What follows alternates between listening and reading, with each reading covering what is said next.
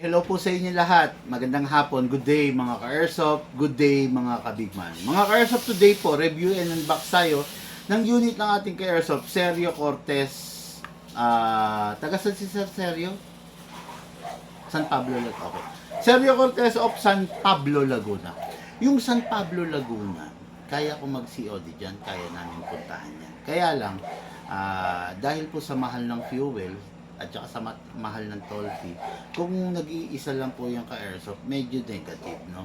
Pero kung merong kasabay, kung merong, let's say, on nearby area or sa mga area na madadaanan, go po tayo. Actually, mas magandang COD kesa sa shipping. Kasi sa COD, ako po mismo, inyong lingkod ang pupunta sa inyo, papapiliin ko po kayo ng unit on the spot, no? Kaya mas magandang COD. Kaya lang, dahil nga sa sobrang mahal ng fuel ngayon, at saka sa toll fee, mas minarapat ng ka-airsoft natin na ipa-shipping na lang to. Okay? Mga ka-airsoft, this is the rare version of the Beretta series, no? Meron tayong silver version nito. Pakita ko lang rin. Ito, meron silver version. Ito is smoke silver version. Ayan, yan ang pagkakaiba nila, no?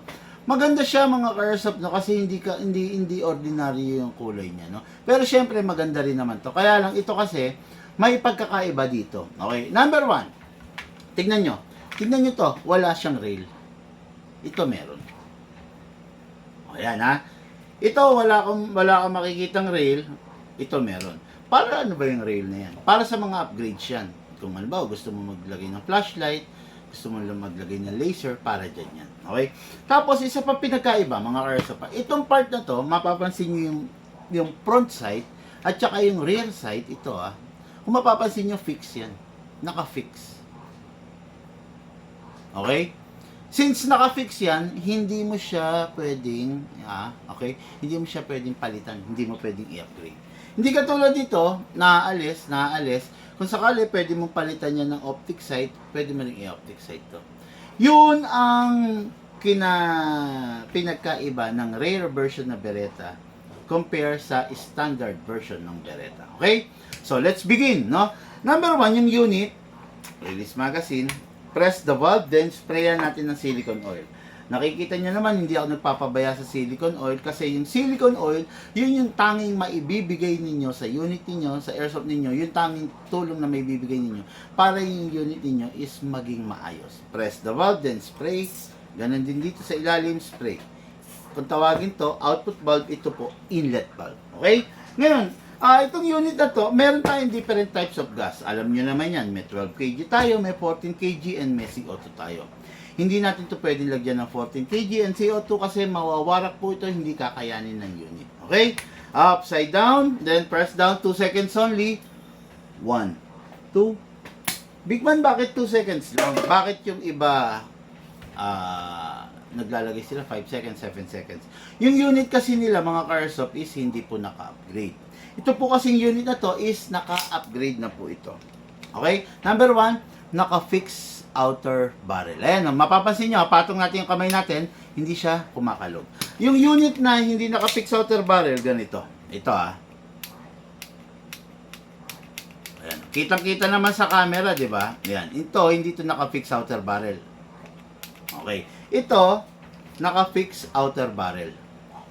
Okay? Hindi siya kumakalog. Ngayon, kaya, ang dagdag pang upgrade na meron tong unit na to is number 1, fix outer barrel, fine tuning, trigger job, hammer protection pad. Hammer protection pad. So, ang kargang upgrade nitong unit na to is 4. Fix outer barrel, fine tuning, trigger job, at saka hammer protection pad. Hindi pa po siya naka-enhanced big bore nozzle at hindi siya naka-premium half-up rubber. Which is okay lang naman kasi Beretta kasi to, no? Sa Beretta kasi hangga't maaari, hayaan na lang natin yung lakas niya. Kung ganun lang siya kalakas, wag na natin pangaraping lumakas pa kasi ang problema natin dito is yung pyesa, no? Yung pyesa, pwedeng mahirap ang pyesa, madadali tayo. Okay? So, ngayon, meron ng gas store, maglalagay tayong bala. Okay? Hatakin ito pababa, then place your right thumb here. By the use of the reloader, pump lang po natin. Ayan. Mas mabilis tayo makakapaglagay pag meron tayong reloader. Pero tignan nyo nangyari. Yan, bungi-bungi, di ba? Iwasan po natin yan, mga airsoft, na pag bungi-bungi ganyan, kailangan makalog natin pa sideways. Kailangan mai-align natin. Okay? Align. Ayan. Ayan. Tingnan nyo. Di ba? Mas maganda pag ganyan. Maximum rounds is 27 rounds.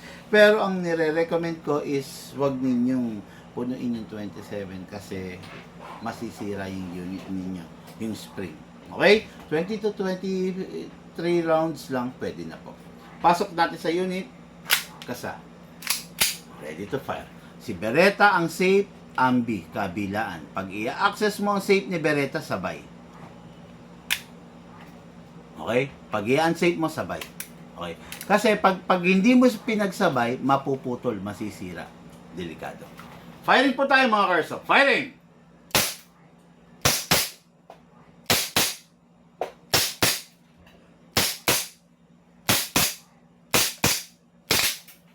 Busan akong hangin.